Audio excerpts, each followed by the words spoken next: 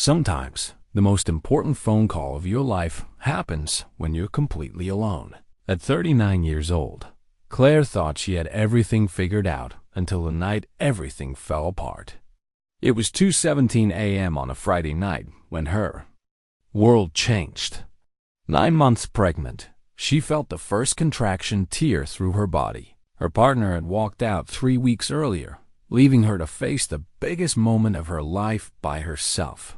When she called 911, her voice broke as she said, "He said it wouldn't hurt." But she wasn't talking about labor. On the other end of the line was Jordan, a young dispatcher carrying her own hidden pain. What started as an emergency call became something neither woman expected. What would happen when two strangers discovered they needed each other more than they knew? Before we jump back in, tell us where you're tuning in from. And if this story touches you, make sure you're subscribed, because tomorrow I've saved something extra special for you. The emergency dispatch center hummed with Friday night energy. Jordan Ellis adjusted her headset and glanced at the clock. 2:15 a.m. At 34, she'd learned to find solace in other people's emergencies. They were manageable problems with clear endings, unlike her own life since the divorce 2 years ago.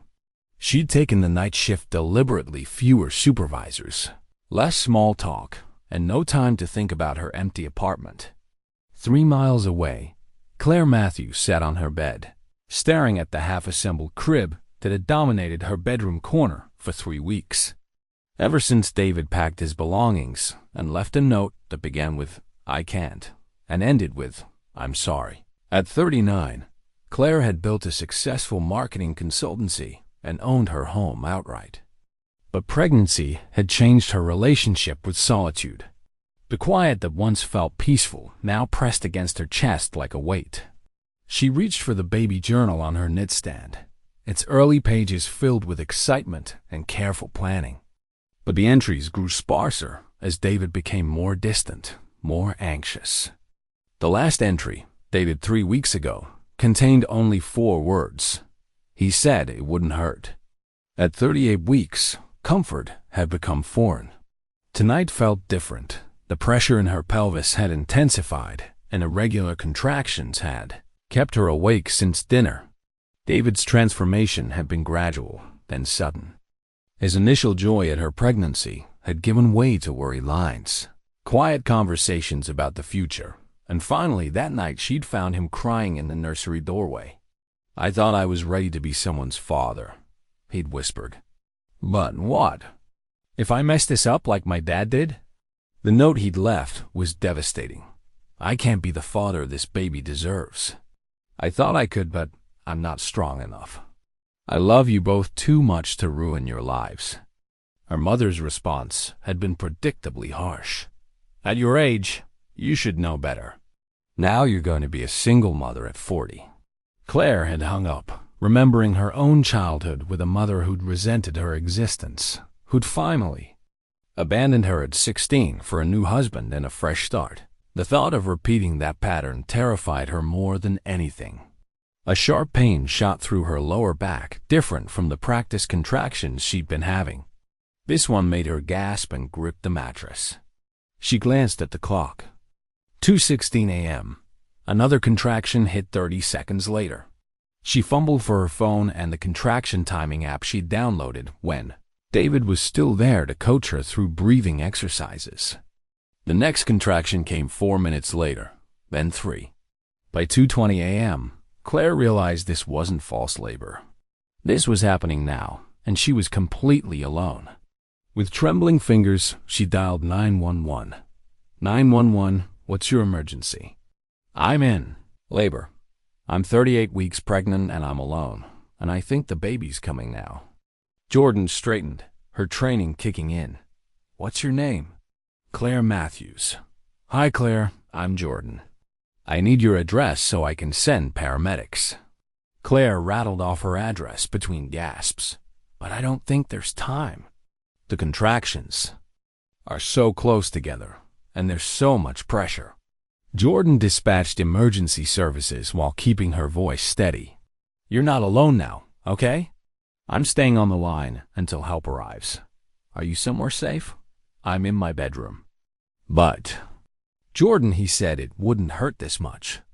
He said it would be beautiful, and Claire's voice broke. Who said that, Claire? David, the baby's father.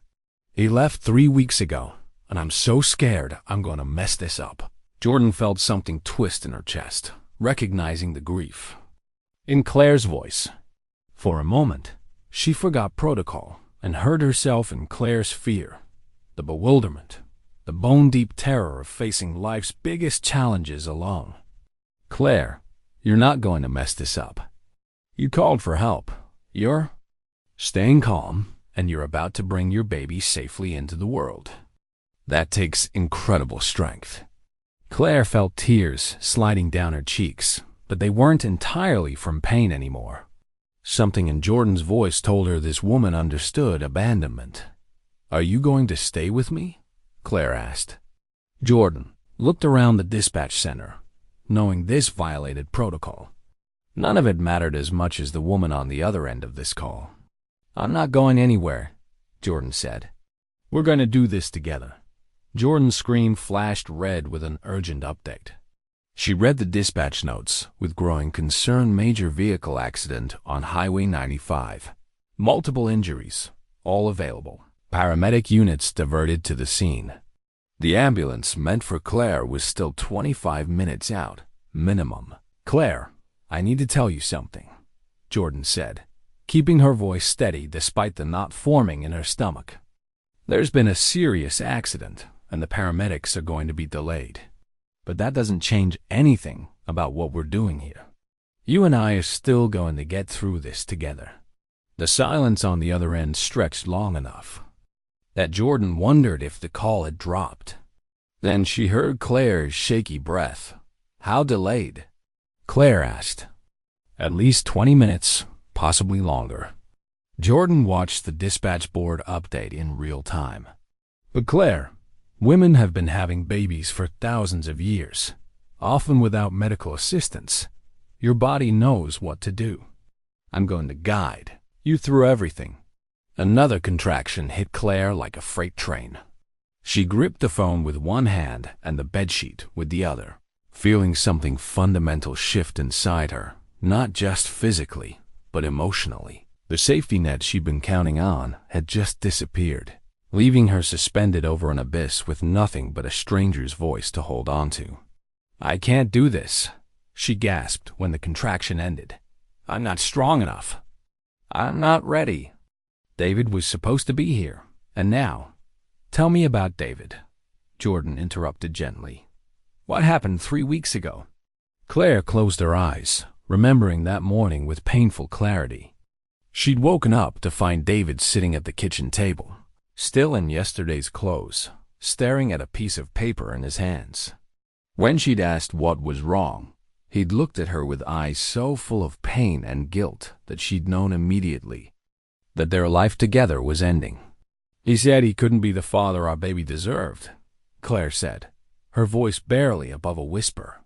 He said he was too scared he'd mess everything up like his own father did. He said he loved us too much to ruin our lives. Jordan felt her own memories stirring her ex-husband Tom's face the morning after her miscarriage. The way he'd sat on the edge of their bed and said maybe it was for the best. Maybe they weren't ready to be parents anyway. The way he'd looked, relieved instead of devastated, as if losing their baby had solved a problem he hadn't known how to voice. Did he leave a note? Jordan asked. On the kitchen counter. 3 sentences about how he couldn't be what we needed, and I shouldn't try to find him. Claire's voice cracked. I keep thinking about all the things he said when I first told him I was pregnant. How excited he was. How he talked about teaching the baby to ride a bike and reading bedtime stories. Where did that man go? Jordan's fingers hovered over her keyboard. She could run David's information through the system. Check. For arrests or hospital admissions, but that would be a violation of protocol.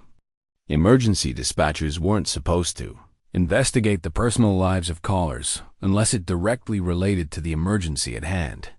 But something in Claire's voice made Jordan think there might be more to David's disappearance than a simple case of cold feet. Claire, do you have his full name? David what? David Chun. David Michael Chun. Why? Jordan hesitated, then made a decision that would change everything. She typed David's name into the dispatch system, telling herself she was checking for emergency contacts who might be able to help Claire. What she found made her stomach drop. 3 weeks ago, David Michael Chun had been admitted to Mercy General Hospital's psychiatric ward following a suicide attempt. He'd been placed on a 72-hour hold, then voluntarily committed himself to inpatient treatment. He was still there. Oh my God, Jordan whispered before she could stop herself. What? What did you find? Claire's voice sharpened with alarm. Jordan stared at the screen, her mind racing. David hadn't abandoned Claire. He'd been trying to protect her. His disappearance wasn't about not wanting to be a father.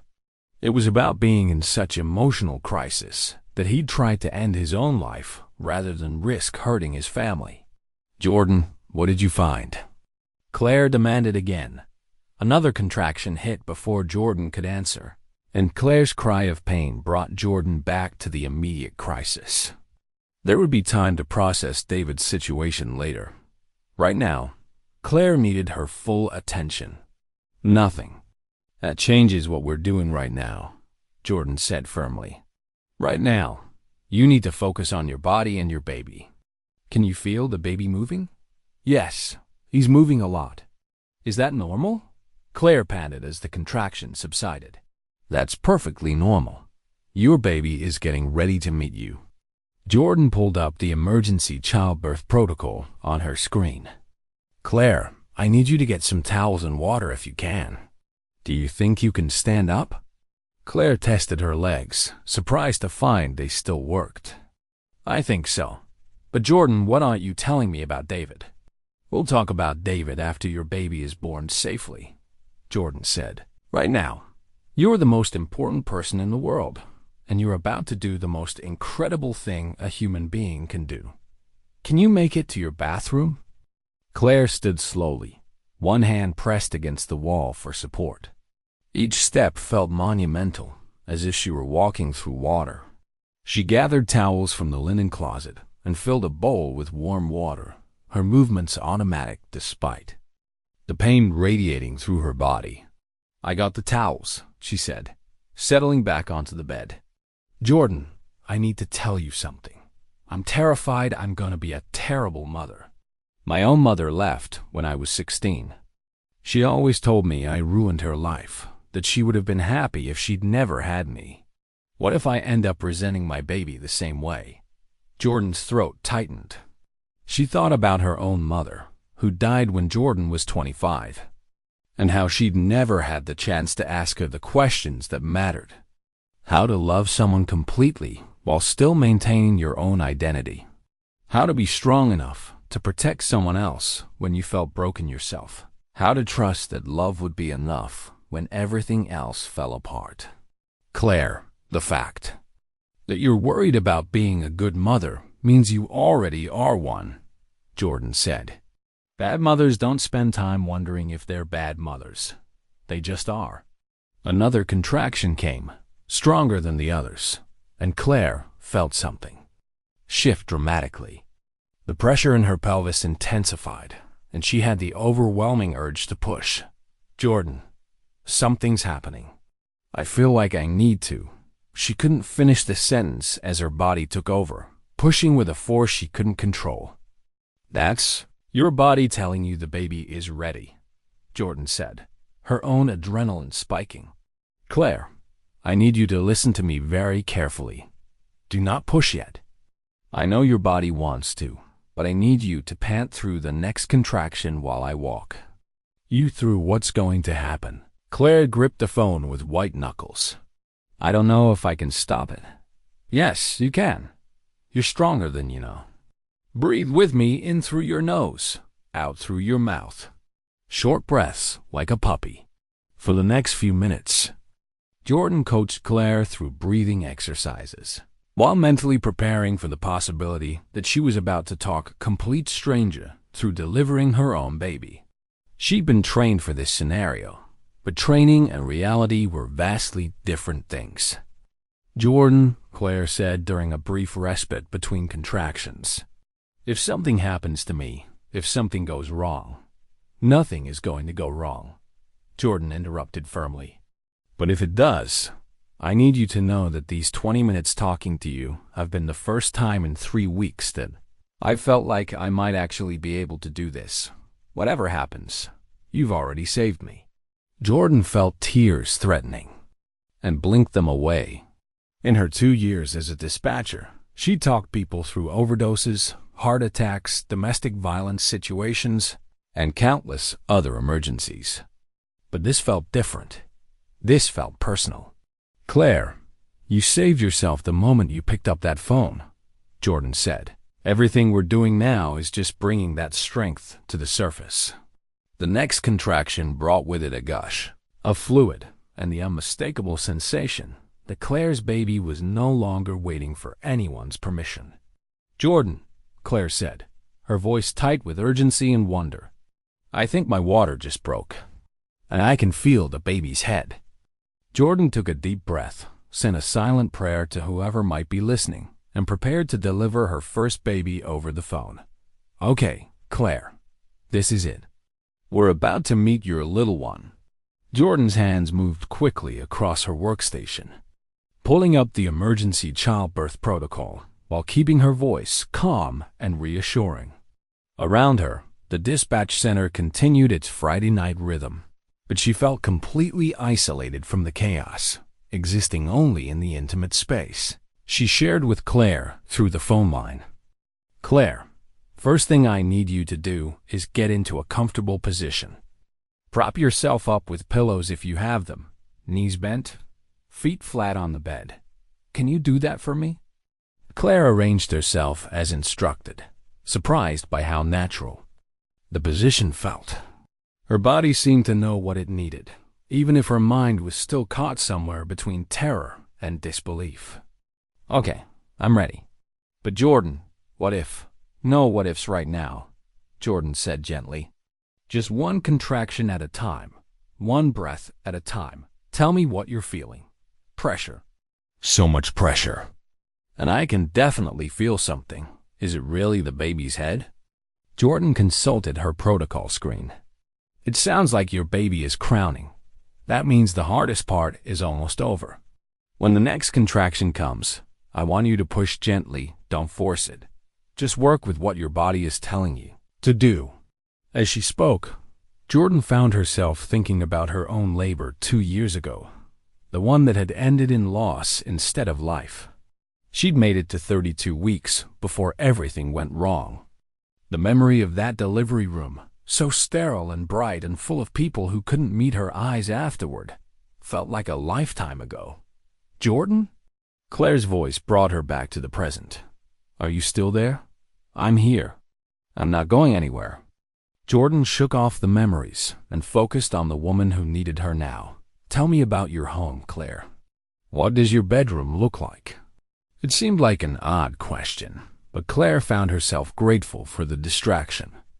"It's painted sage green. David and I chose the color together. We wanted something peaceful. There's a big window that faces east, so I get beautiful morning light. And there's a reading chair in the corner where I used to sit and read pregnancy books. That sounds lovely. And after tonight, you'll be sitting in that chair holding your baby, reading different kinds of books. What kind of stories do you want? To tell your little one?" Another contraction built, and Claire felt the overwhelming urge to push. This time, she didn't fight it. She bore down with everything she had, feeling her body stretch and change in ways that were both terrifying and miraculous. "That's it, Claire," Jordan encouraged, hearing the effort in her breathing. "You're doing exactly what you need to do. Rest for a moment when the contraction ends." When the pressure subsided, Claire felt tears streaming down her face. "I can feel more of the head." "Oh my God, Jordan, This is really happening. It really is. How are you feeling? Scared? Excited? Both. Everything. Claire wiped her eyes with the back of her hand. I keep thinking about my grandmother. She raised me after my mother left. She used to tell me stories about the women in our family, how strong they were, how they survived things that would break other people. I wish she were here. Jordan felt a pang of recognition. What was she like? Gentle but fierce. She had these hands soft and worn from working in her garden, but strong enough to hold everything together when my world fell apart. She died when I was 25, and I still miss her every day. Claire paused as another contraction began to build. She would have loved being a great-grandmother. Tell me her name, Jordan said. Rose Elizabeth Santos. Claire gripped the phone tighter as the contraction peaked. She taught me that women in our family don't give up, no matter how hard things get. Then you're going to be just fine, Jordan said. Because right now, you're proving you're exactly the woman she raised you to be. Claire pushed again, and this time felt a significant shift. Something's happening, I think. Oh my God, I think the head is out. Jordan's heart raced. Okay, this is the most important part. Do not push with the next contraction. I need you to pant short, quick. Breaths. We need to let the shoulders rotate naturally. I don't know if I can stop pushing. Claire gasped. Double quotes, yes, you can. Remember, Rose. Remember how strong she was. Channel that strength right now and breathe with me. In, out, in, out. For 30 seconds, that felt like an eternity. Claire fought against every instinct in her body and panted instead of pushing. Jordan held her breath, knowing that shoulder dystocia was one of the most dangerous complications in an unassisted delivery. Now, Jordan sighed, pushed gently. Claire bore down one more time, and suddenly her baby slipped into the world in a rush of fluid and relief so profound she immediately began sobbing. He's out, she cried. He's out, and he's, oh God, Jordan, why isn't he crying?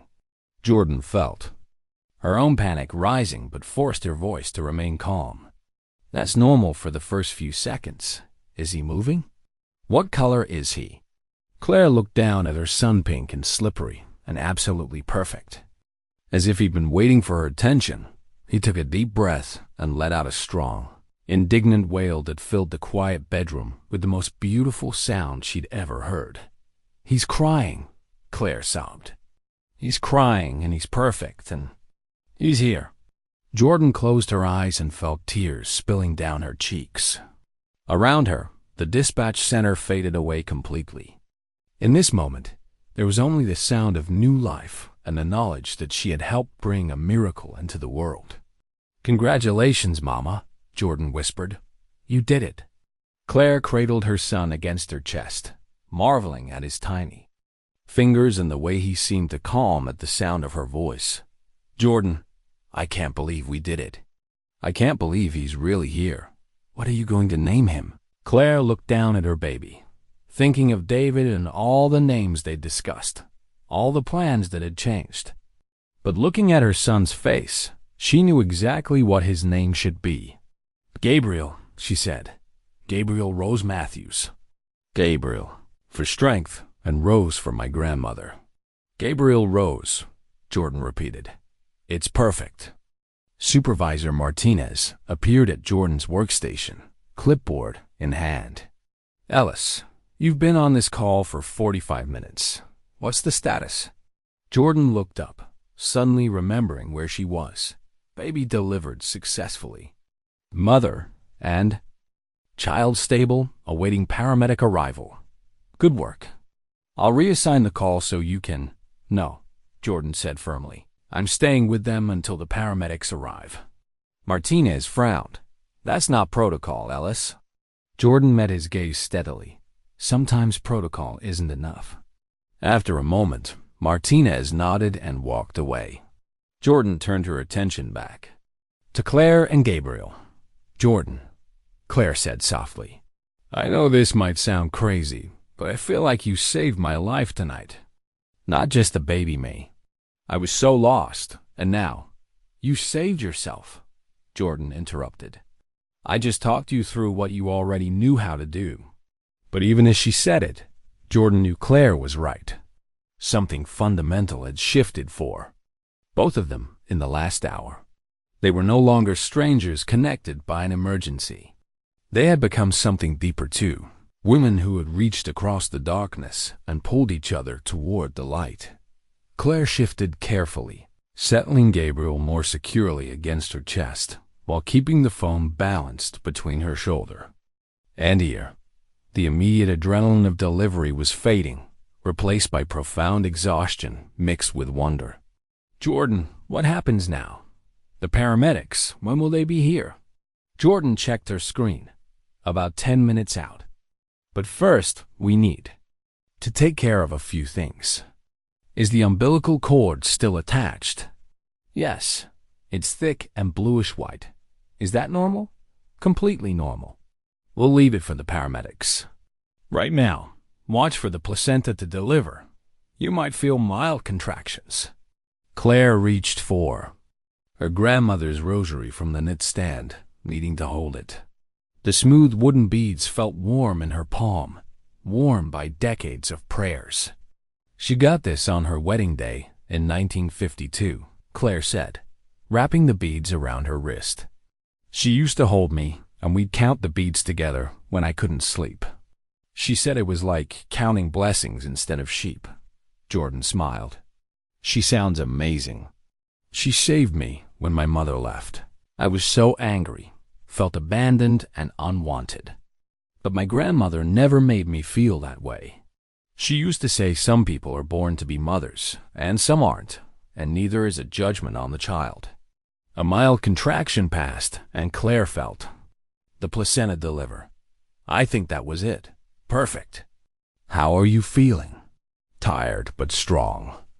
Like I discovered I'm stronger than I imagined. Claire looked down at Gabriel. Jordan, can I ask something personal? Have you ever had children? The question hit Jordan hard. She'd been so focused on Claire that she'd almost forgotten her own. Grief. I was pregnant once, 2 years ago. We lost the baby at 32 weeks. I'm so sorry. Were you alone when it happened? My husband was there, but he was relieved. Said maybe it was for the best, that we weren't ready. We divorced 6 months later. Jordan had never said this aloud to anyone. I've spent 2 years wondering if he was right, if I would have been a terrible mother. Claire felt tears for Jordan. Listen to me. The way you just talked me through the scariest hour of my life, you have every instinct a mother needs. Your ex-husband was wrong about everything. Jordan wiped her eyes. Thank you. But hearing you tonight, you're going to be amazing. Nothing.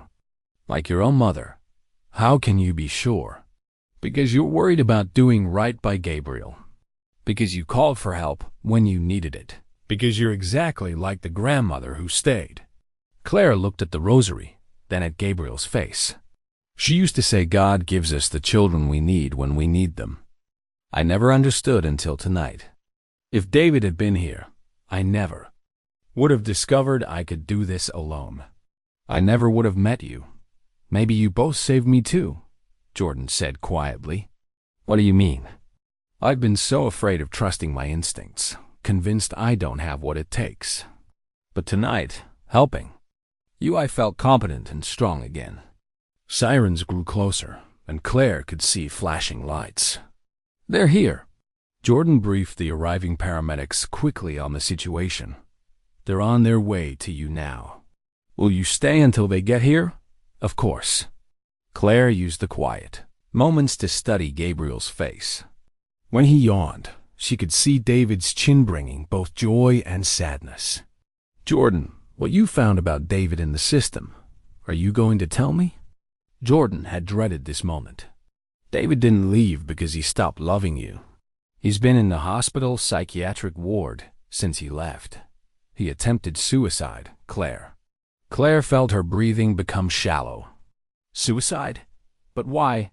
I don't have details. Just that he was admitted and voluntarily committed himself. He's still there. Claire closed her eyes, trying to reconcile this with the man she thought she knew. He was protecting us. He knew he was in crisis and was trying to protect us from him.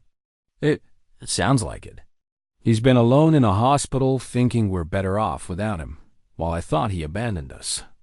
How could I have been so wrong? You weren't wrong. You were hurt and pregnant and dealing with what felt like abandonment. The paramedics were at her door now. I have to go. But Jordan, thank you. For Gabriel's life and for mine. Thank you too, Claire. Give Gabriel a kiss from his Aunt Jordan. Claire smiled through her tears. Aunt Jordan, I like that. As the paramedics entered, professional and kind, Claire realized her life had just been divided into before Jordan and after. And the after was going to be beautiful. 3 days later, Jordan sat in her car outside Mercy General Hospital, staring at the imposing glass facade and trying to work up the courage to go inside. She'd looked up visiting hours for the psychiatric ward, learned that David was still an inpatient, and spent the better part of her day off debating whether she had any right to interfere in his life. But Claire's voice kept echoing in her mind. He's been alone in a hospital for 3 weeks, thinking we're better off without him. Jordan had been alone in her own version of a hospital, the emotional isolation she'd built around herself after her divorce. She knew what it felt like to believe you were protecting people by staying away from them. She also knew how wrong that belief could be. Her phone buzzed with a text from Claire. Gabriel's first doctor appointment went perfectly. He's already gained back his birth weight. Thank you again for everything. How are you doing? Jordan smiled, typing back. So glad. He's thriving. I'm good sitting outside David's hospital, trying to decide if I'm being helpful or intrusive. The response came quickly. You're being an angel. Tell him, Gabriel, and I love him, and we're waiting for him to come home when he's ready. That decided it. Jordan locked her car and walked through the hospital's automatic doors. The psychiatric ward was on the 7th floor, accessed through a secure door with a buzzer system. Jordan showed her ID to the nurse on duty and explained that she was there to visit David Chun. Are you family? The nurse asked. No, I'm... Jordan paused, not sure how to explain her connection to David. I'm a friend of Claire's. His girlfriend. She just had their baby and wanted me to check on him. The nurse's expression softened. He's been asking about them every day. He's in the day room down the hall, last door on the right. Jordan found David sitting alone at a table near a window, staring out at the city skyline. He was thinner than she'd expected, with the pale complexion of someone who hadn't seen sunlight in weeks. When she approached his table, he looked up with curious but wary eyes. David? I'm Jordan Ellis. I'm a friend of Claire's. David's entire body went rigid. Is she okay? Is the baby? They're both fine, Jordan said quickly, pulling out her phone to show him the photo Claire had sent that morning. Gabriel sleeping peacefully in his crib, a tiny knit hat covering his dark hair. His name is Gabriel Rose. He's healthy and beautiful and absolutely perfect. David stared at the photo with tears streaming down his face. He's really here. He's really okay. He's more than okay, and so is Claire. Jordan sat down across from him. But she's worried about you. We both are. We? David looked confused. I was the dispatcher who took Claire's 911 call the night Gabriel was born. I talked her through delivering him at home. David's face went white. At home? Alone? Oh God, what have I done? You didn't do anything wrong, Jordan said firmly. You were sick, David. Mental illness isn't a character flaw or a choice. It's a medical condition, and you got treatment for it. That's exactly what you should have done. But she was alone. She had to go through labor alone because I was too weak to stop. Jordan's voice was sharp enough to cut through his self-recrimination. You weren't weak. You were drowning, and instead of pulling your family down with you, you got yourself to shore. That took incredible strength. David wiped his eyes with the back of his hand. How is she really? Is she angry? Does she hate me? Jordan pulled out her phone again, scrolling to the text conversation she'd been having with Claire. Read these. All of them. David took the phone with shaking hands and began reading. Jordan watched his expression change as he processed Claire's messages, her worry about him, her understanding of his condition, her repeated assertions that she loved him and missed him and wanted him to focus on getting better. She doesn't blame me, he whispered. She never blamed you. She was hurt and confused, but she never stopped loving you. Jordan leaned forward. David, what you're dealing with, depression, anxiety, whatever the specific diagnosis is, it doesn't make you unfit to be a father. It makes you human. My dad was bipolar, David said quietly. He wasn't diagnosed until I was 15, and by then, he shook his head. The damage was done. I grew up walking on eggshells, never knowing which version of him I'd encounter on any given day. I swore I'd never put a child through that. But you're not your father, Jordan said. You recognized the signs. You sought help. You're in treatment. Your child is going to grow up knowing that mental health matters, that it's okay to ask for help, that getting treatment is a sign of strength, not weakness. David was quiet for a long moment, staring at Gabriel's photo. I was so scared I'd hurt them. Not physically, but what if I couldn't be present for him? What if I was always fighting my own demons instead of being the father he deserved? Jordan thought about her own father, who'd struggled with alcoholism throughout her childhood. She'd spent years as an adult learning to separate his disease from his love for her, understanding that his absence during his worst periods had been about his inability to function, not about her worthiness of love. Gabriel needs a father who understands struggle and resilience, she said. He needs someone who will teach him that it's okay to not be okay sometimes, and that asking for help is brave, not weak. You're exactly the father he needs. You just need to believe it. A nurse appeared at their table. Visiting hours end in 10 minutes. Jordan nodded, then turned back to David. Claire wants to visit, but she's waiting for you to feel ready. She doesn't want to pressure you. I want to see them, David said immediately, then caught himself. But what if I'm not better yet? What if seeing them makes everything worse? What does your doctor say? That I'm making good progress. That I should consider transitioning to outpatient treatment soon. David hesitated. But what if I relapse? What if this happens again? Then you'll get help again. Mental health isn't a one-time fix, David. It's ongoing maintenance, like physical health. Some people have diabetes and need to monitor their blood sugar for life. Some people have depression and need to monitor their mental health for life. Neither condition makes them unfit to be parents. David studied Gabriel's photo again, and Jordan could see something shifting in his expression, hope, fighting its way through the fear. Could you ask Claire if she'd be willing to bring him here? Just for a short visit? Jordan smiled. I'll call her right now. As they walked toward the secure door together, David caught Jordan's arm. Why are you doing this? You don't even know me. Jordan thought about her own isolation, her own belief that she wasn't worth saving. The way Claire's voice on that phone call had reminded her that connection could heal wounds she didn't even know she had. Because sometimes strangers become family, she said. And family doesn't give up on each other.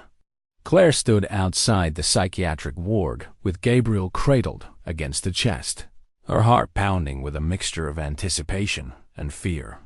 It had been 3 weeks she'd seen David. 3 weeks of wondering if the man she'd fallen in love with still existed beneath the weight of his illness. Gabriel was awake and alert, his dark eyes taking in the unfamiliar surroundings with the serious expression that reminded her so much of his father. Jordan appeared at her side, having driven her to the hospital when Claire admitted she was too nervous to make the trip alone. How are you feeling? Terrified, Claire admitted. What if he looks at Gabriel and feels overwhelmed? What if seeing us makes his condition worse? Then we'll deal with it, Jordan said simply. But Claire, I spent an hour with him yesterday. He's been asking about you both every single day. He's not going to be overwhelmed. He's going to be relieved. The secure door buzzed open, and a nurse led them down the hallway toward the family visiting room.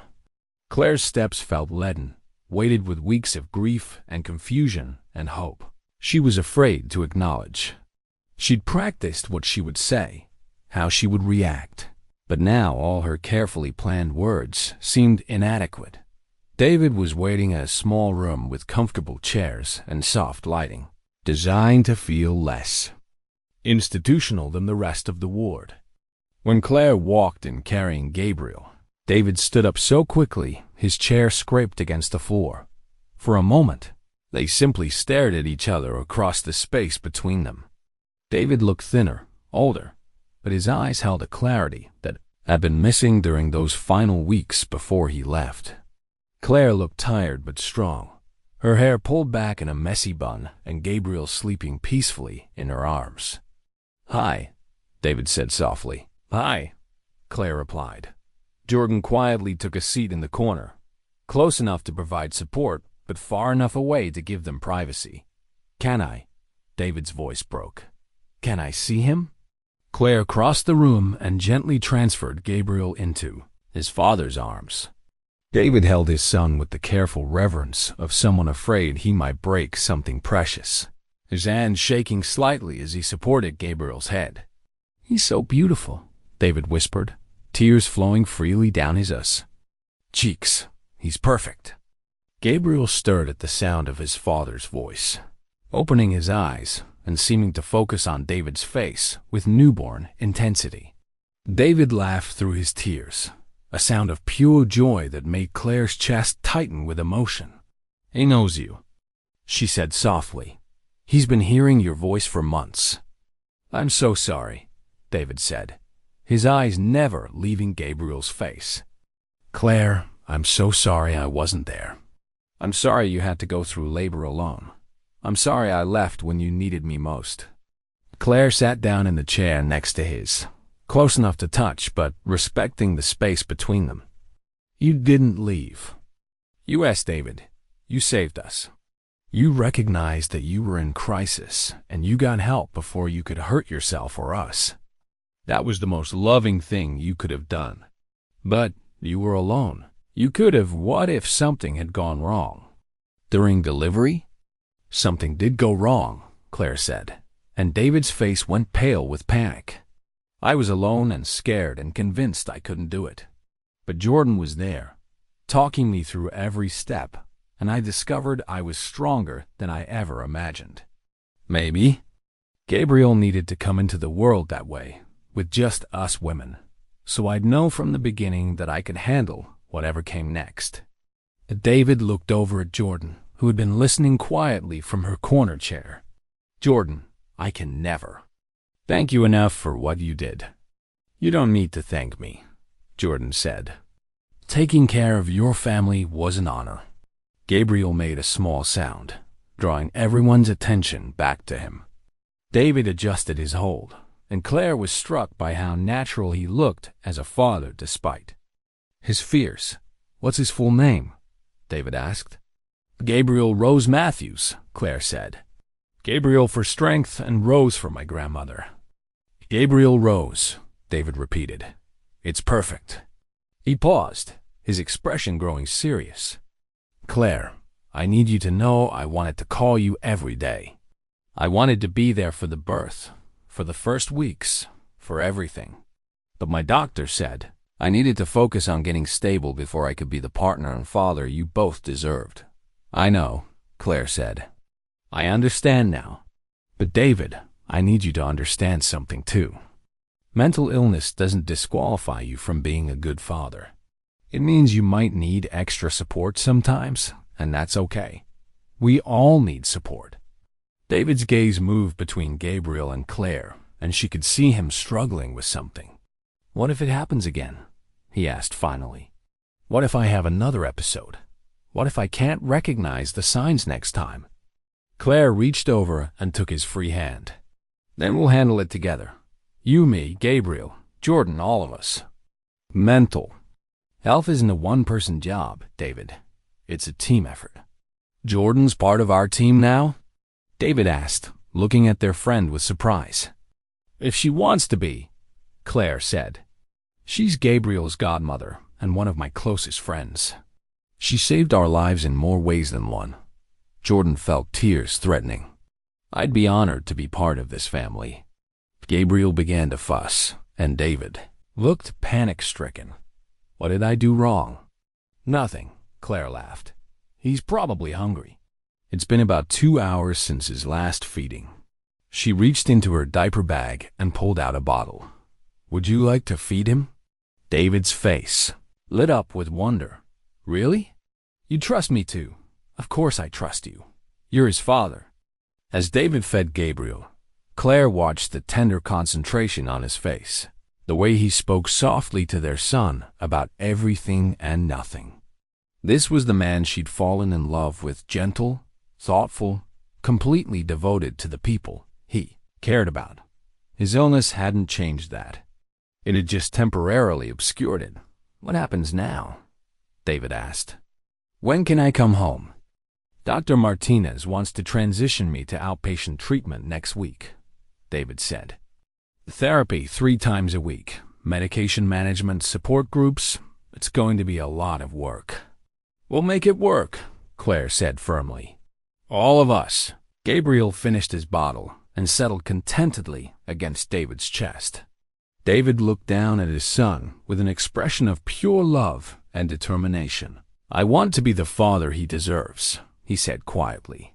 You already are, Claire said. You got help when you needed it.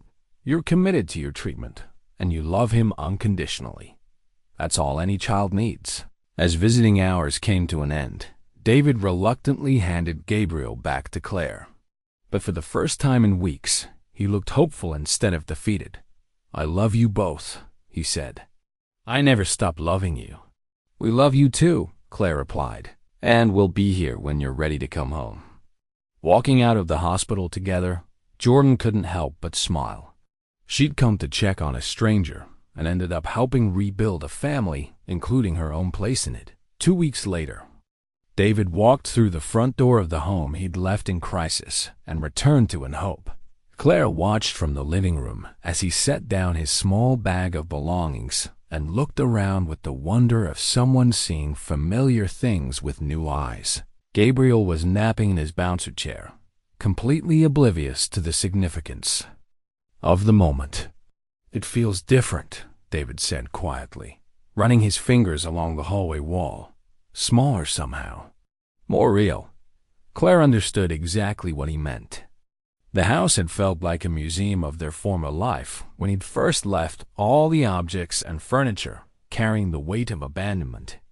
But over the past month, with Jordan's frequent visits and Gabriel's growing presence, it had transformed into something warmer and more lived in. Gabriel's been sleeping in our room, Claire said, suddenly nervous about presuming David would want to share a bed again. But I can set up the crib in the nursery if you prefer. Our room is perfect. David interrupted gently. If that's okay with you.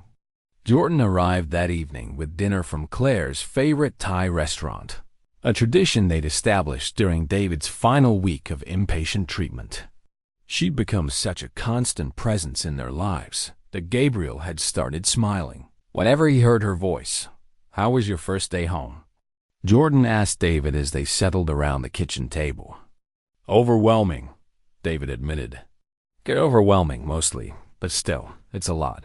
Everything feels more intense than it used to. Colors are brighter, sounds are louder. My therapist says that's normal when you're coming off medication adjustments, but it's still disorienting. Claire reached across the table and squeezed his hand. We don't have to do everything at once. There's no timeline for getting back to normal. That's just it, David said. I don't think I want to get back to normal. Normal was me ignoring warning signs and pushing myself until I broke. I want to build something better than normal. Jordan smiled. What would better than normal look like? David considered the question while Gabriel gurgled contentedly in his carrier beside the table. Honest, I think. No more pretending I'm fine when I'm not. No more shouldering everything alone because I think asking for help makes me weak. He looked at Claire. I want to be present for every moment I can be, and honest about the moments when I can't. I love that, Claire said. I want to build something better than normal too. I want to stop thinking I have to be perfect at everything. I want to ask for help when I need it. I want to trust that the people who love me will stick around, even when things get hard. Jordan felt a familiar tightness in her chest, the sense that she was witnessing something precious that she didn't quite belong to. But before she could excuse herself, Claire turned to her. Jordan, what do you want? For your life, I mean. What would better than normal look like for you? The question caught Jordan off guard.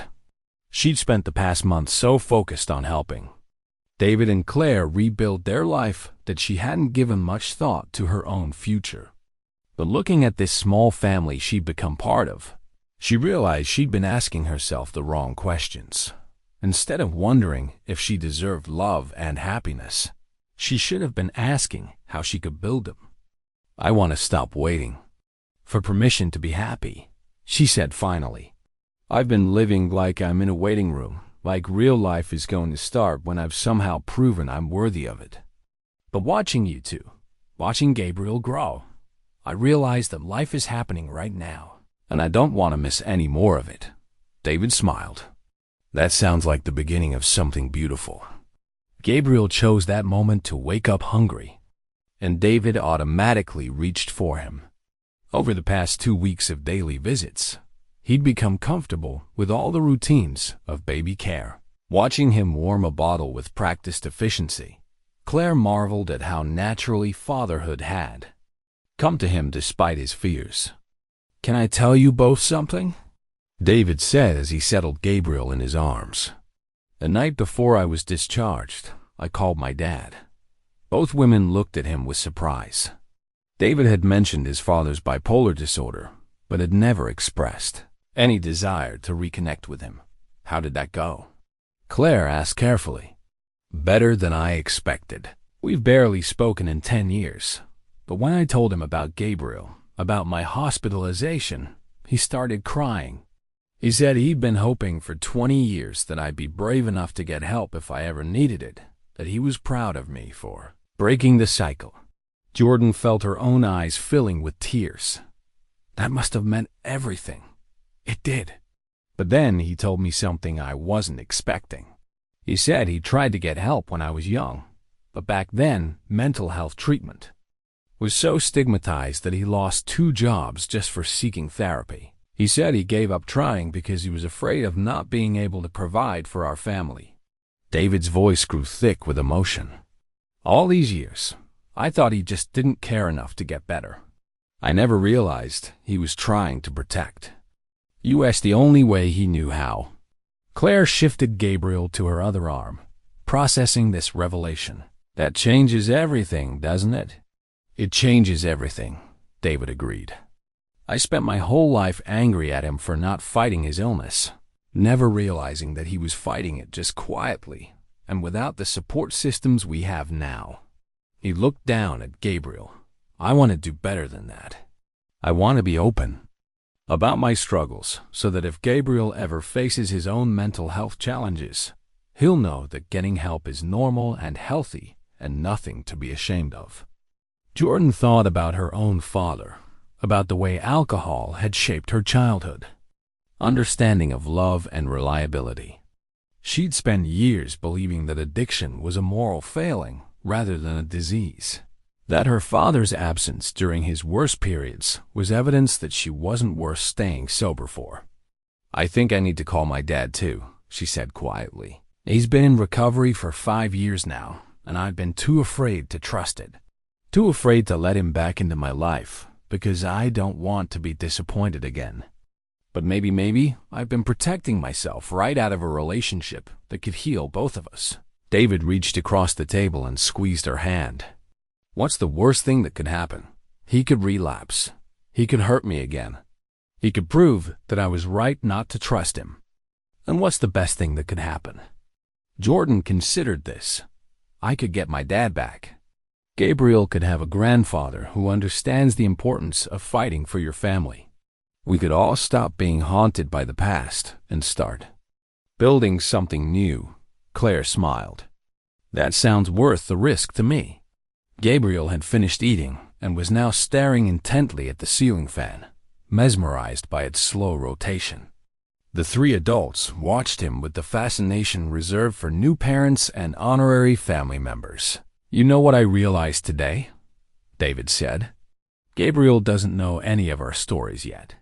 He doesn't know about my mental health struggles, or Claire's complicated relationship with her mother, or Jordan's losses.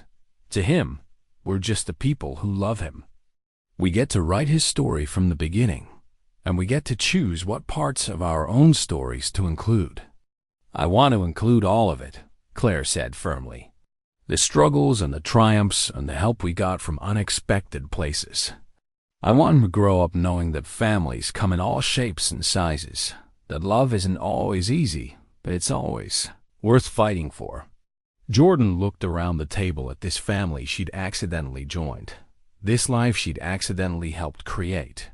6 weeks ago, she'd been alone in her apartment, going through the motions of living without really engaging with life. Now she was part of something bigger than herself, something that needed her and valued her and welcomed her exactly as she was. I want to include everything too, she said, especially the part where strangers became family and saved each other in the process. Gabriel gurgled his apparent approval, and they all laughed, the sound filling the kitchen with warmth and possibility and the promise of all the stories yet to be written.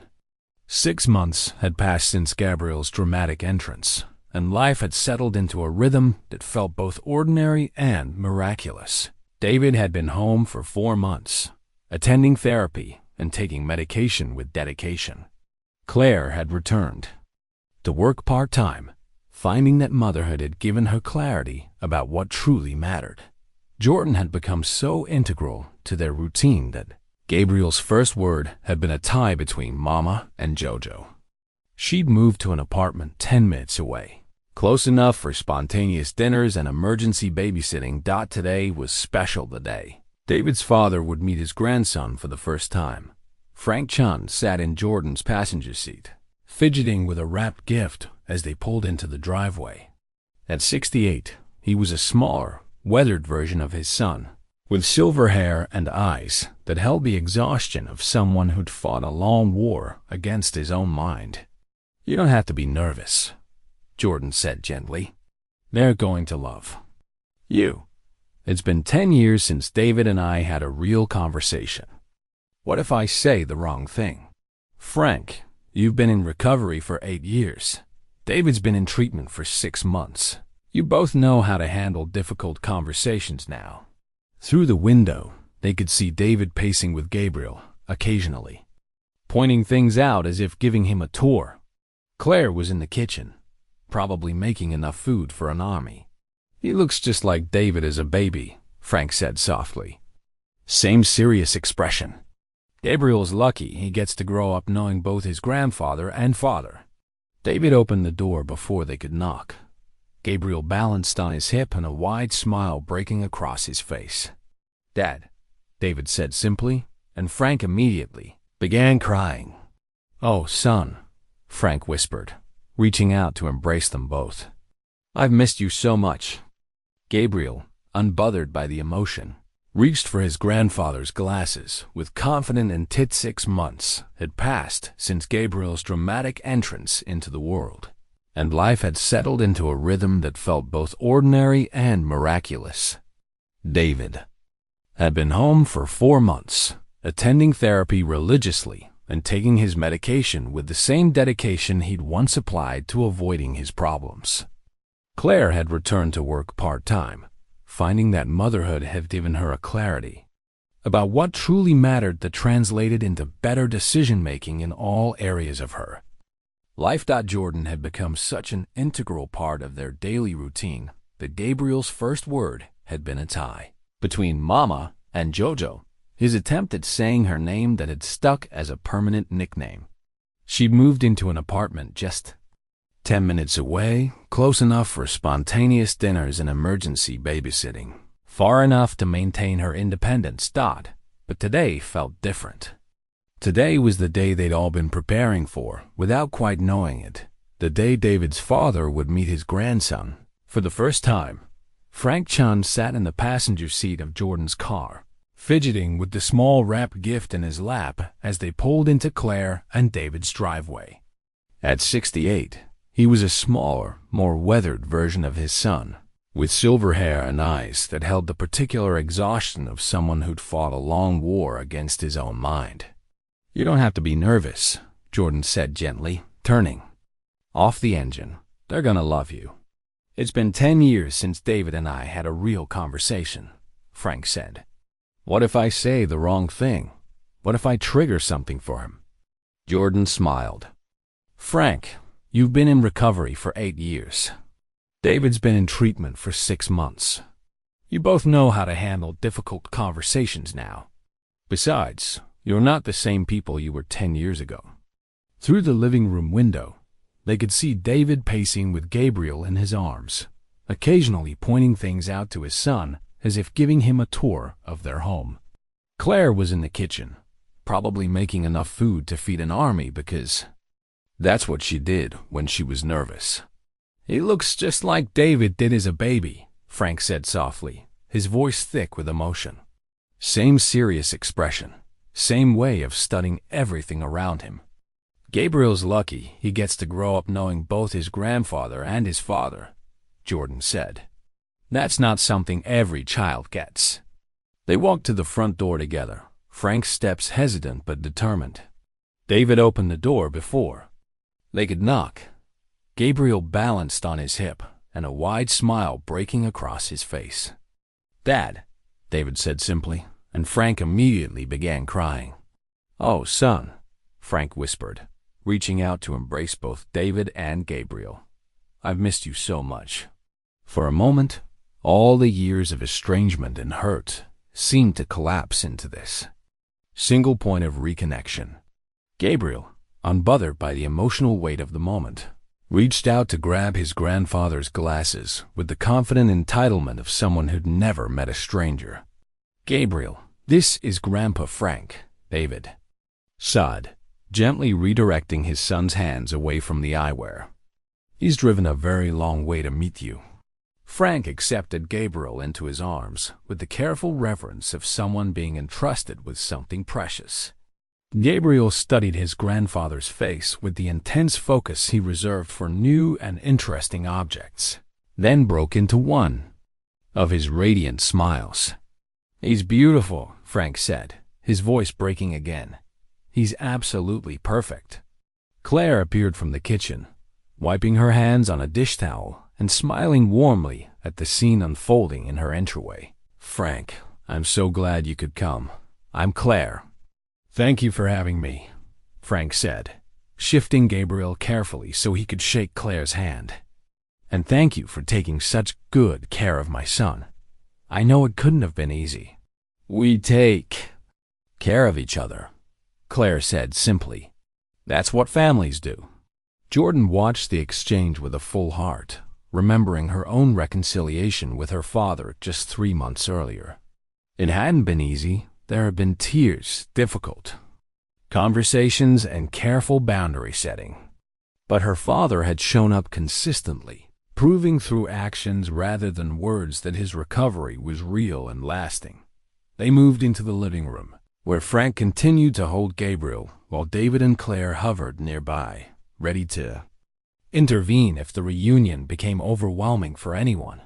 But Gabriel seemed perfectly content with his grandfather, babbling in his proto-language and showing off his newest trick of clapping his hands. "He claps when he's happy," David explained. "Or when he wants attention, or really for any reason at all." Frank laughed, a sound that transformed his whole face. You used to do that too.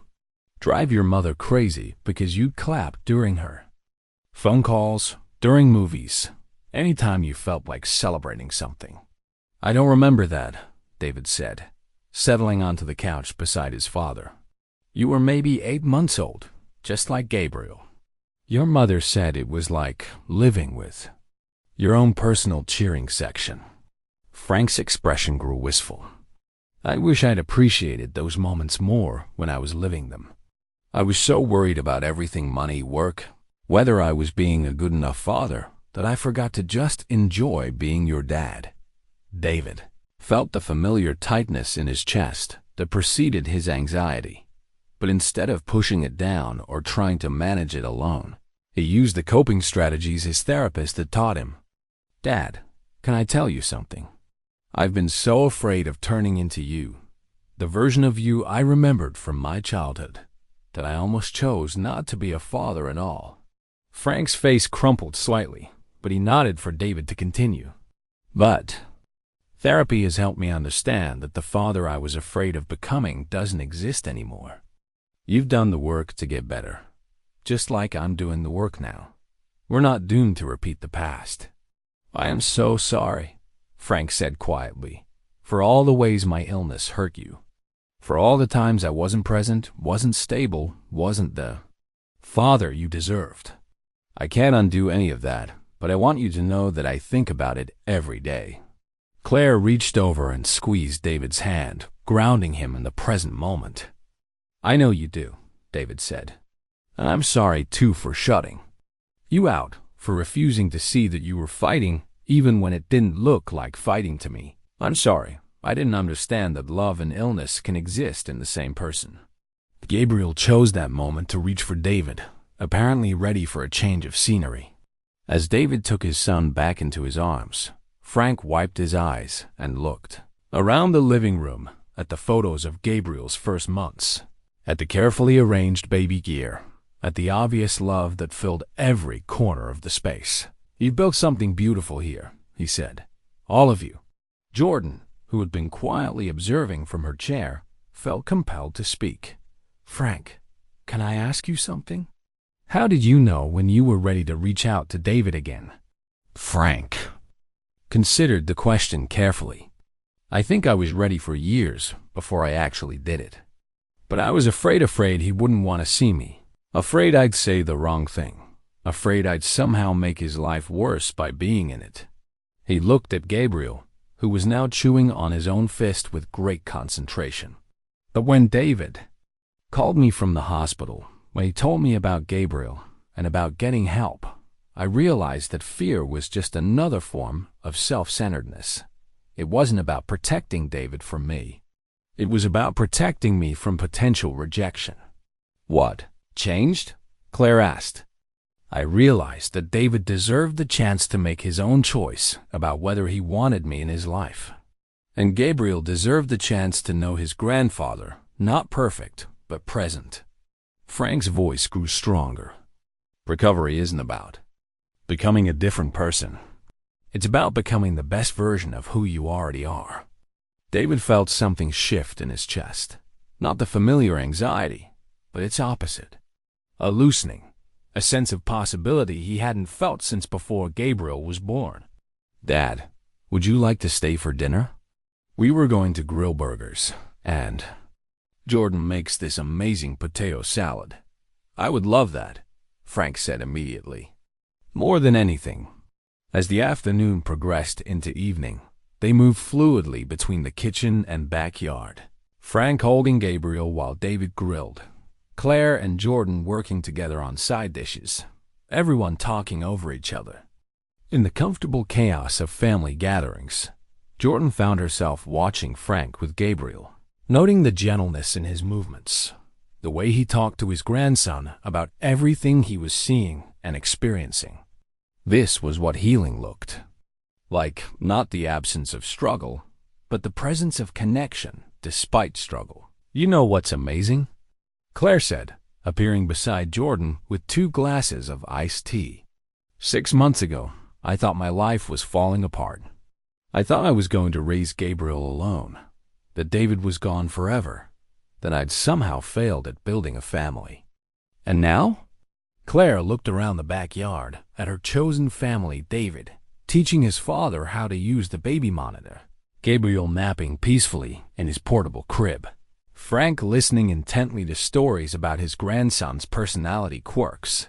Now, I realized my life wasn't falling apart. It was just making room for something bigger and better than what I'd originally planned. She turned to Jordan. I know we've said this before, but I need you to know you saved us. All of us. Jordan shook her head. We saved each other. That's what families do. As the sun began to set, Frank reluctantly prepared to leave for his hotel. He would stay for the weekend, spending Saturday teaching David how to fix the squeaky, and Sunday helping Claire plant the herb garden she'd been planning since spring. Same time tomorrow? Frank asked, buckling Gabriel into his car seat for the short drive to Jordan's apartment where she was keeping him for the night so David and Claire could have their first full night alone together in months. Same time tomorrow, David confirmed, embracing his father with an ease that would have been impossible just hours earlier. As Jordan drove Frank back to his hotel, he was quiet for several blocks before speaking. I never thought I'd get a second chance, he said softly. I thought the damage was too great, that too much time had passed. Time doesn't always heal wounds, Jordan said, but sometimes it creates enough space for people to grow into the versions of themselves that can handle the healing. Frank nodded, watching the familiar cityscape pass by the window. Thank you for bringing me here today, for believing this could work when I wasn't sure it would. Thank you for being brave enough to try, Jordan replied. Gabriel's gonna grow up knowing that people can change, that families can heal, that love is stronger than fear. That's a gift you're giving him. When Jordan arrived back at Claire and David's house to drop off Gabriel, she found them sitting on the front steps, holding hands and talking quietly. They looked up as she approached, their faces glowing with the particular contentment that comes after a day that exceeds all expectations. How did it go? Claire asked, reaching for Gabriel, who immediately snuggled into her arms. Perfect, Jordan said. He's going to be a wonderful grandfather. David smiled, the last traces of tension finally leaving his shoulders. I can't believe how different everything feels from this morning. It's like we've all been holding our breath for months, and now we can finally exhale. What's next? Jordan asked, settling beside them on the steps. Next, we just keep building, Claire said, looking down at Gabriel, who was already falling asleep against her chest. One day at a time, one conversation at a time, one moment of trust at a time. As they sat together in the gathering dusk, watching their quiet neighborhood settle into evening routines, Jordan realized that this was what she'd been searching for her entire adult life. Not the perfect family, but the family willing to do the work of loving each other through imperfection. Tomorrow would bring new challenges, new opportunities for growth, new moments of joy and difficulty. But tonight, they were exactly where they belonged, together, grateful, and ready for whatever came next. 8 months after Gabriel's birth, on a crisp October morning that felt pregnant with possibility, Claire stood in front of her bathroom mirror applying mascara with the careful precision of someone who hadn't worn makeup in months. Today was different from all the ordinary days that had preceded it. Today was the day she was going back to work full-time. The day David would become Gabriel's primary caregiver while pursuing his master's degree online, and the day Jordan would officially become Gabriel's legal guardian. Should anything happen to his parents, the guardianship papers sat on the kitchen counter, waiting for signatures that would formalize what had been true in their hearts for months. Jordan had spent weeks insisting it wasn't necessary, that she was honored by their trust but didn't need legal documentation of her place in their family. But Claire and David had been adamant Jordan wasn't just Gabriel's honorary aunt anymore. She was his chosen family, and they wanted that choice protected by law. Are you nervous? David asked, appearing in the bathroom doorway with Gabriel on his hip. Their son had grown into a chubby, content baby who smiled at everyone and everything, as if he'd inherited an innate understanding that the world was fundamentally good. Terrified, Claire admitted, capping her mascara and turning to face them. Not about work, I'm excited about work, but about leaving him for 8 hours. What? If he needs me and I'm not here. David stepped closer, wrapping his free arm around her waist. Then he'll have his dad, who loves him just as much as you do. And if we both need backup, Jordan's literally 5 minutes away. Gabriel reached for Claire, and she took him into her arms, breathing in his familiar baby scent of milk and innocence. Over the past 8 months, she'd learned to read his expressions like a favorite book. This morning he was curious but content, interested in the unusual energy in the house, but not distressed by it. Besides, David continued, this was always the plan. I finished my degree while staying home with him. You go back to building your business, and we both get to be present for all the important moments. Claire nodded, knowing he was right, but still feeling the peculiar guilt that seemed to be woven into the fabric of motherhood. Every choice felt simultaneously right and wrong, necessary and selfish. The doorbell rang, and Gabriel immediately perked up, clapping his hands with the enthusiasm he reserved for visitors. Jordan let herself in with her key, calling out a greeting, as she kicked off her shoes in the entryway. Coffee's ready, David announced, heading toward the kitchen with Gabriel. And Claire's having a moment. I'm not having a moment, Claire protested, following them. I'm just processing. Jordan looked at her with the gentle amusement of someone who'd witnessed every stage of Claire's adjustment to motherhood. You know, you can change your mind. The business will survive another month if you need more time. No, I'm ready. I want this. Claire accepted the coffee mug David handed her and took a fortifying sip. I've missed the creative problem-solving, the client relationships, the sense of accomplishment that comes from building something from nothing. I've missed feeling like myself outside of being Gabriel's mother. That's exactly how you should feel, Jordan said firmly. Loving your child doesn't mean losing yourself. Gabriel's gonna benefit from having a mother who's fulfilled and challenged and passionate about her work. David settled Gabriel into his high chair and began preparing his morning banana, mashing it with the methodical care he brought to everything these days. Therapy had taught him to find mindfulness in routine tasks, to be present for the small moments that made up the bulk of their life together. Jordan, are you sure about the guardianship papers? Claire asked, settling into her chair at the kitchen table. It's a big responsibility, and we don't want you to feel pressured. Stop, Jordan interrupted gently. I've never been more sure of anything in my life.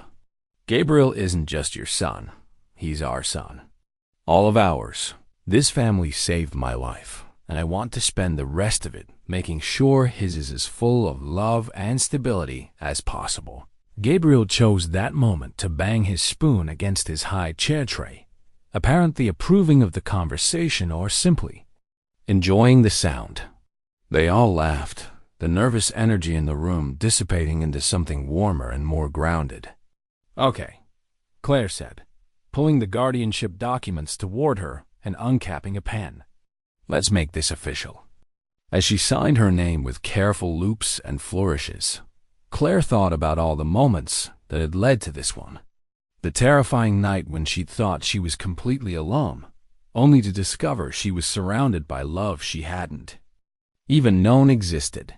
The gradual rebuilding of her relationship with David, stronger now because it was built on truth rather than assumption.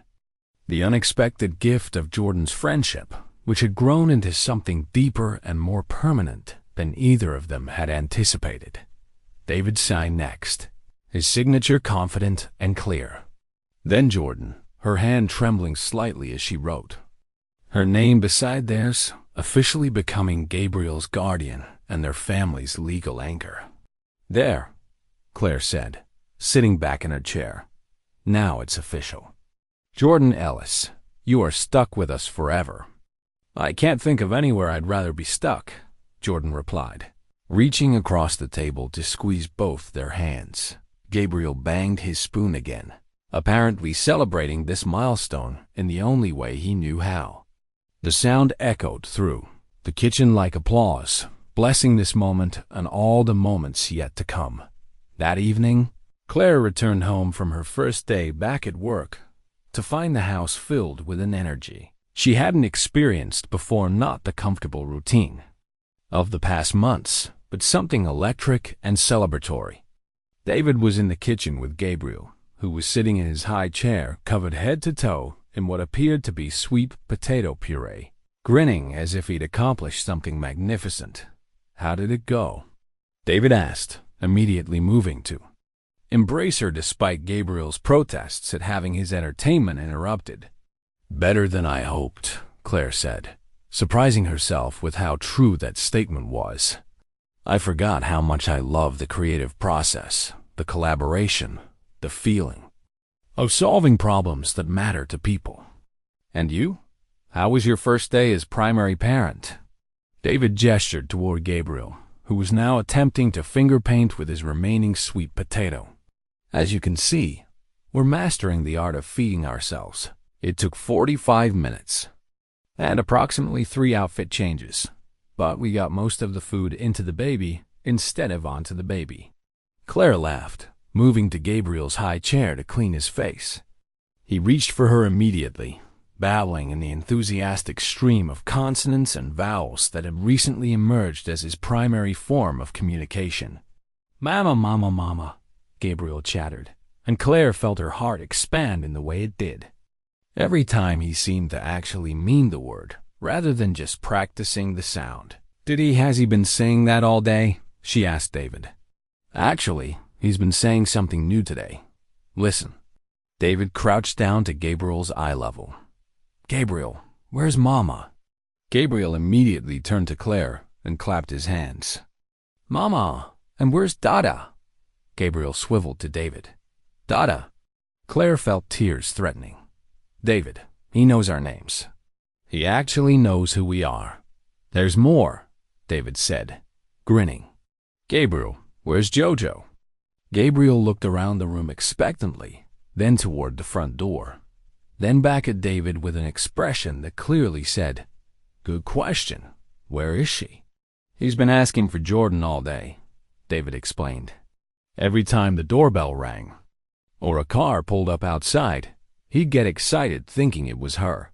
As if summoned by their conversation, Jordan's key turned in the front door. Gabriel immediately began bouncing in his high chair, clapping and babbling with renewed enthusiasm.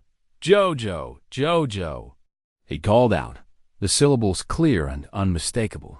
Jordan appeared in the kitchen doorway and froze, her face cycling through surprise, joy, and something deeper. The recognition that she was witnessing a moment that would reshape her understanding of her place in this family. She began. "His first real word," Claire confirmed, wiping her own eyes. "Well, technically his third real word, but who's counting?" Jordan approached Gabriel's high chair slowly, as if afraid sudden movement might break the spell. "Hi, sweet boy. Did you learn my name today?" "Jojo," Gabriel repeated confidently, reaching his sticky hands toward her. Jordan lifted him from his high chair, sweet potato puree and all, holding him close while he patted her cheeks with his messy palms. "I love you too," Gabriel rose. "More than you'll ever know." David watched this exchange with the particular satisfaction of someone whose plans had come together better than he dared hope. "Jordan, there's something else. We wanted to wait until Claire got home to tell you." "Tell me what?" Claire pulled out her phone and scrolled to a photo she'd taken at her office that afternoon, a professional headshot with her business logo and contact information.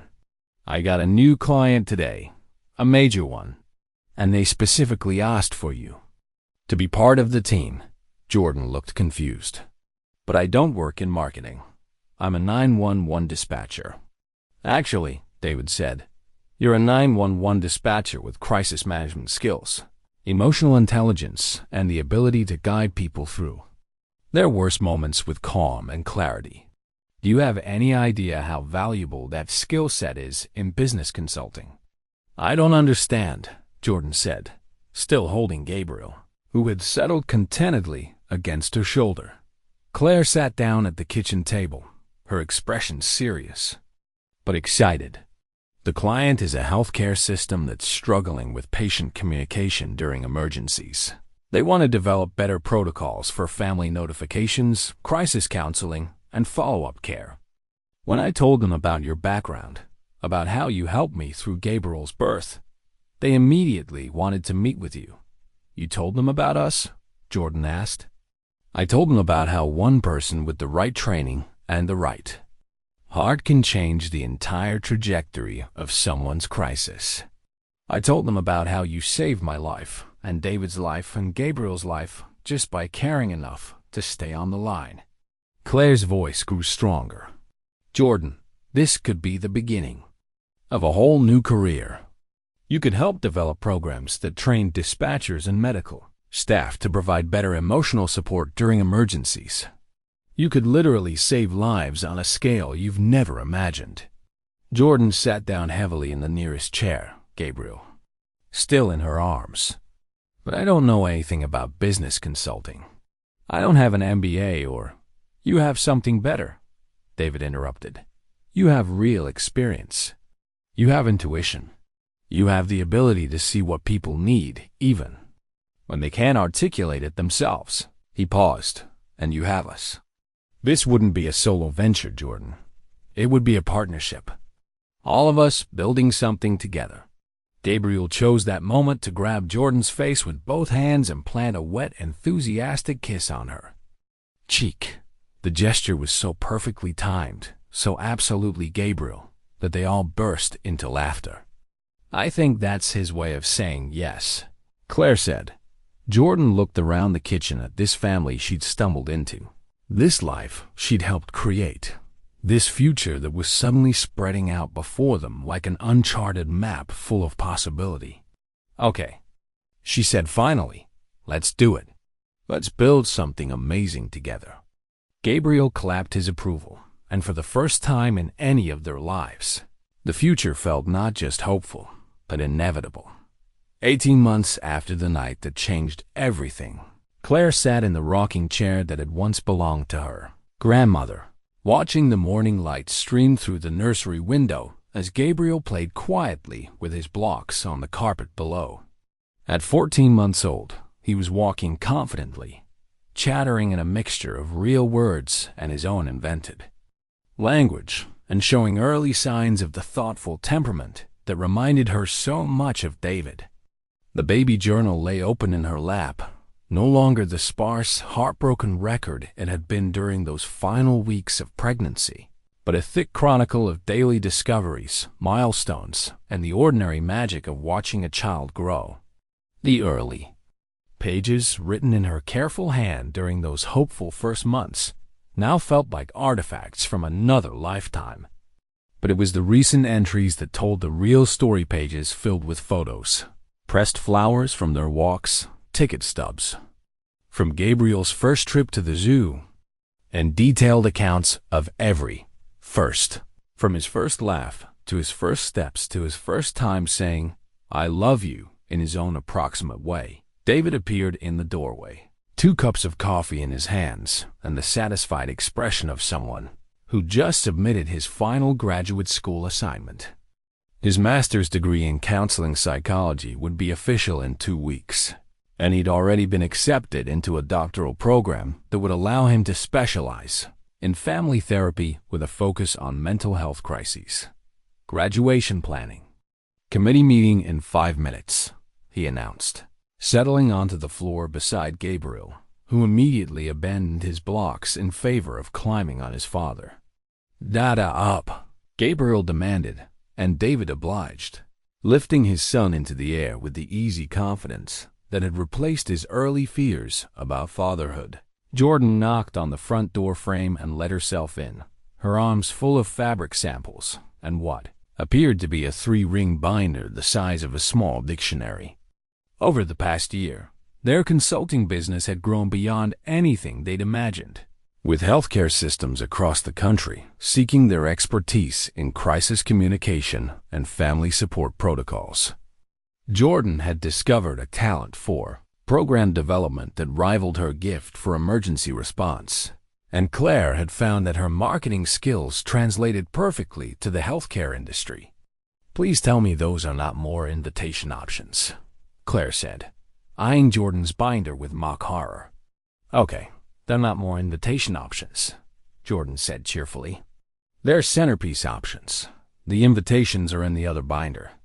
Gabriel spotted Jordan and immediately reached for her, chanting, "Jojo, Jojo," with the enthusiasm he reserved for his favorite people.